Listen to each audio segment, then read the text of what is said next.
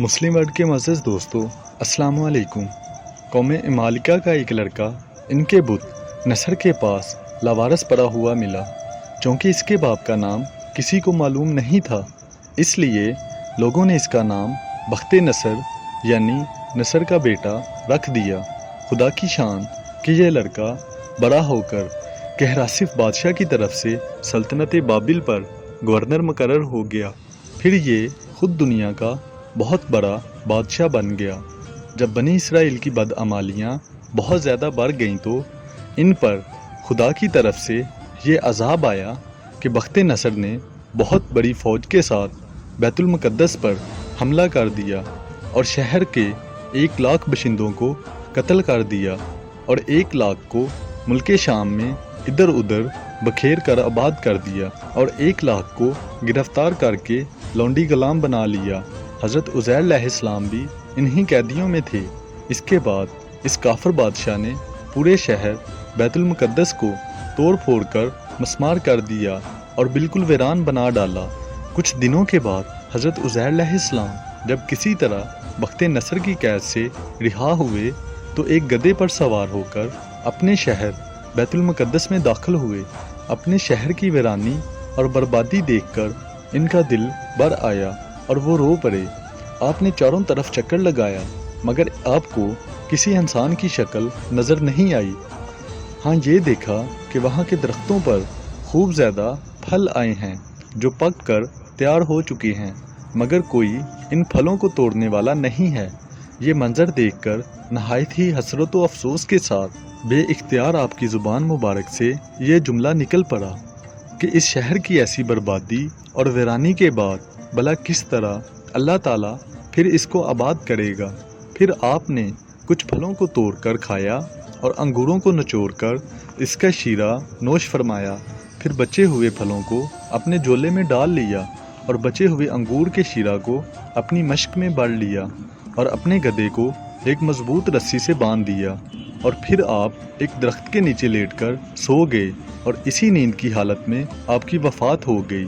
اور اللہ تعالیٰ نے درندوں، پرندوں، چرندوں اور جنوں انسان سب کی آنکھوں سے آپ کو اوجھل کر دیا کہ کوئی آپ کو نہ دیکھ سکا، یہاں تک کہ 70 برس کا زمانہ گزر گیا تو ملک فارس کے بادشاہوں میں سے ایک بادشاہ اپنے لشکر کے ساتھ بیت المقدس کے اس ویرانے میں داخل ہوا اور بہت سے لوگوں کو یہاں لا کر بسایا اور شہر کو پھر دوبارہ آباد کر دیا اور بچے کھچے بنی اسرائیل کو جو اطراف میں بکھرے ہوئے تھے سب کو بلا بلا کر اس شہر میں آباد کر دیا۔ اور ان لوگوں نے نئی عمارتیں بنا کر اور قسم قسم کے باغات لگا کر اس شہر کو پہلے سے بھی زیادہ خوبصورت اور بارونق بنا دیا۔ جب حضرت عزیر علیہ السلام کو پورے 100 برس وفات کی حالت میں ہو گئے تو اللہ تعالیٰ نے آپ کو زندہ فرمایا تو آپ نے دیکھا کہ آپ کا گدھا مر چکا ہے اور اس کی ہڈیاں گل سڑ کر ادھر ادھر بکھری پڑی ہیں، مگر تھیلے میں رکھے ہوئے پھل اور مشک میں رکھا ہوا انگور کا شیرہ بالکل خراب نہیں ہوا۔ نہ پھلوں میں کوئی تغیر، نہ شیرے میں کوئی بو باس یا بدمزگی پیدا ہوئی ہے۔ اور آپ نے یہ بھی دیکھا کہ اب بھی آپ کے سر اور داڑھی کے بال کالے ہیں اور آپ کی عمر وہی 40 برس ہے۔ آپ حیران ہو کر سوچ بچار میں پڑے ہوئے تھے کہ آپ پر وحی اتری اور اللہ تعالیٰ نے آپ سے دریافت فرمایا کہ اے عزیر آپ کتنے دنوں تک یہاں رہے؟ تو آپ نے خیال کر کے کہا کہ میں صبح کے وقت سویا تھا اور اب عصر کا وقت ہو گیا ہے۔ یہ جواب دیا کہ میں دن بھر یا دن بھر سے کچھ کم سوتا رہا۔ تو اللہ تعالیٰ نے فرمایا کہ نہیں اے عزیر، تم پورے 100 برس یہاں ٹھہرے رہے۔ اب تم ہماری قدرت کا نظارہ کرنے کے لیے ذرا اپنے گدھے کو دیکھو کہ اس کی ہڈیاں گل سڑ کر بکھر چکی ہیں، اور اپنے کھانے پینے کی چیزوں پر نظر ڈالو کہ ان میں کوئی خرابی اور بگاڑ نہیں پیدا ہوا۔ پھر ارشاد فرمایا کہ اے عزیر اب تم دیکھو کہ کس طرح ہم ان ہڈیوں کو اٹھا کر ان پر گوشت پوست چڑھا کر اس گدھے کو زندہ کرتے ہیں۔ چنانچہ حضرت عزیر علیہ السلام نے دیکھا کہ اچانک بکھری ہوئی ہڈیوں میں حرکت پیدا ہوئی اور ایک دم تمام ہڈیاں جمع ہو کر اپنے اپنے جوڑ سے مل کر گدھے کا ڈھانچہ بن گیا اور لمحہ بھر میں اس ڈھانچے پر گوشت پوست بھی چر گیا اور گدھا زندہ ہو کر اپنی بولی بولنے لگا۔ یہ دیکھ کر حضرت عزیر علیہ السلام نے بلند آواز سے یہ کہا، میں خوب جانتا ہوں کہ اللہ سب کچھ کر سکتا ہے۔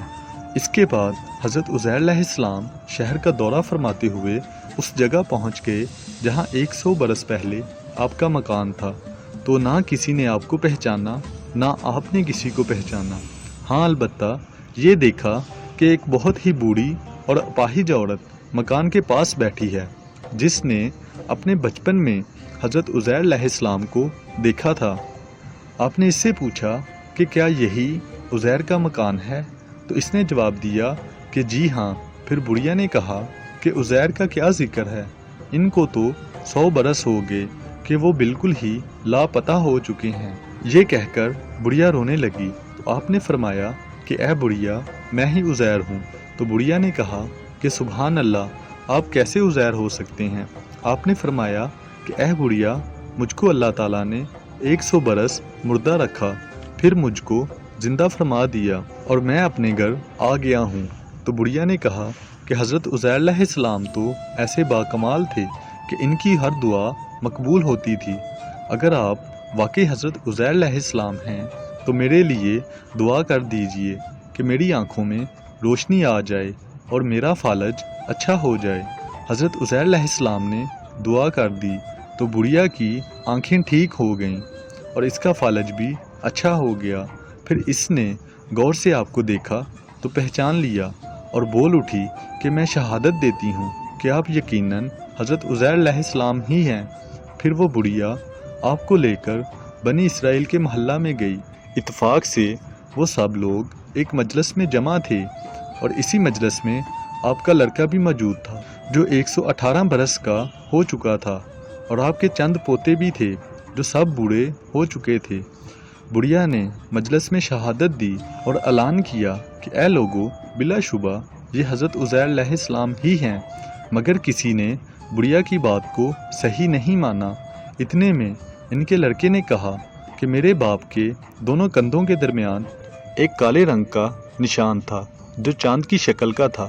چنانچہ آپ نے اپنا کرتا اتار کر دکھایا تو وہ نشان موجود تھا۔ پھر لوگوں نے کہا کہ حضرت عزیر کو تو تورات زبانی یاد تھی، اگر آپ عزیر ہیں تو زبانی تورات پڑھ کر سنائیے۔ آپ نے بغیر کسی جھجک کے فوراً پوری تورات پڑھ کر سنا دی۔ بخت نصر بادشاہ نے بیت المقدس کو تباہ کرتے وقت 40,000 تورات کے عالموں کو چن چن کر قتل کر دیا تھا، اور تورات کی کوئی جلد بھی اس نے زمین پر باقی نہیں چھوڑی تھی۔ اب یہ سوال پیدا ہوا کہ حضرت عزیر نے تورات صحیح پڑھی ہے یا نہیں؟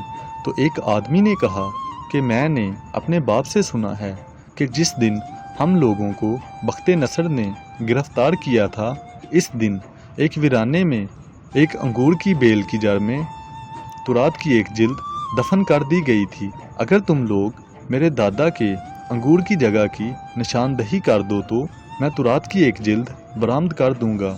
اس وقت پتہ چل جائے گا کہ حضرت عزیر نے جو تورات پڑھی ہے وہ صحیح ہے یا نہیں۔ چنانچہ لوگوں نے تلاش کر کے اور زمین کھود کر تورات کی جلد نکال لی تو وہ حرف بحرف حضرت عزیر کی زبانی یاد کی ہوئی تورات کے مطابق تھی۔ یہ عجیب و غریب اور حیرت انگیز ماجرا دیکھ کر سب لوگوں نے ایک زبان ہو کر یہ کہنا شروع کر دیا کہ بے شک حضرت عزیر یہی ہیں اور یقیناً یہ خدا کے بیٹے ہیں۔ چنانچہ اسی دن سے یہ غلط اور مشرکانہ عقیدہ یہودیوں میں پھیل گیا کہ معاذ اللہ حضرت عزیر خدا کے بیٹے ہیں۔ چنانچہ آج تک دنیا بھر کے یہودی اس باطل عقیدے پر جمے ہوئے ہیں کہ حضرت عزیر علیہ السلام خدا کے بیٹے ہیں، معاذ اللہ۔ ناظرین گرامی، امید ہے آپ کو آج کی یہ ویڈیو ضرور پسند آئی ہوگی۔ مزید اسی طرح کی معلوماتی ویڈیو دیکھنے کے لیے ہمارے ساتھ جڑے رہیے۔ آپ سے ملاقات ہوگی انشاءاللہ اگلی ویڈیو میں۔ تب تک کے لیے اجازت دیجیے۔ اللہ حافظ۔